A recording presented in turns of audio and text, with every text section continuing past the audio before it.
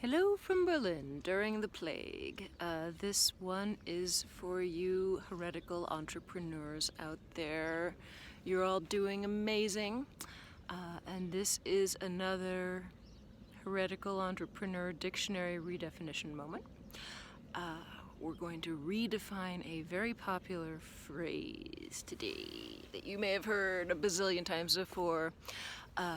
If you've ever been told to market to your ideal client, this one is for you.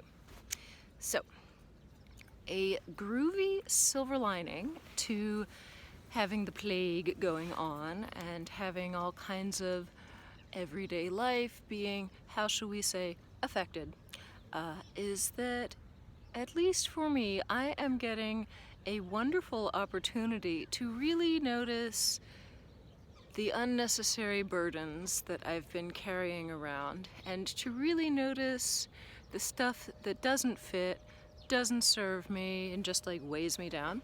And I am really getting a chance to be like, no, fuck you. I am doing enough. Life is pretty intense right now, and I'm not going to say yes to anything that is keeping me small, miserable, weighed down, and unhappy. So for the last, few years at least, I have been listening to and being in the company of endless, very smart business coaches and very smart marketers whom I respect. But they all use the phrase, your ideal client. You gotta market to your ideal client. You gotta understand your ideal client. You gotta figure out an avatar for your ideal client. And I didn't know until today that it was the words that was getting in the way for me. Because the minute I hear the phrase ideal client, I want to cry on the inside. Client instantly makes me think about work, and work sounds like something heavy and burdensome and depressing. And ideal puts so much pressure on everything having to be perfect. And the thing is, life isn't perfect. Life is an ongoing discovery. It's an adventure. It's an experiment.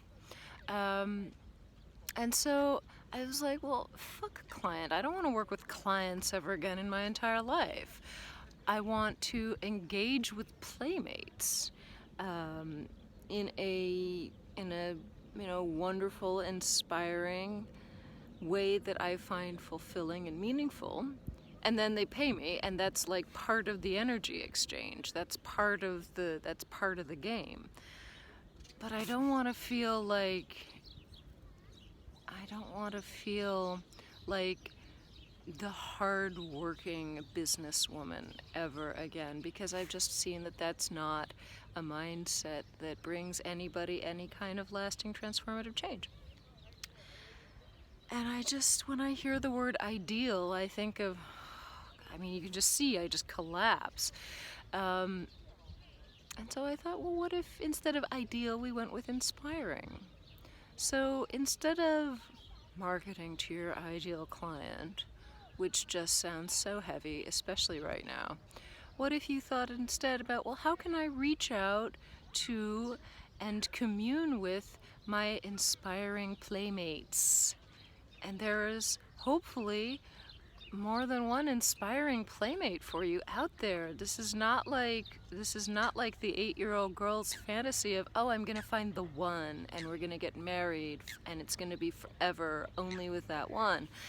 Like, hopefully this way of thinking about how can I engage with and play with and facilitate transformative growth in whatever way it is you do with inspiring playmates will open you up to a sense of curiosity and a sense of empowered interaction with the world around you, and will hopefully lead to much more fulfilling relationships with your eventual clients. Look at that. So yeah, a lot can change when we change the language around things.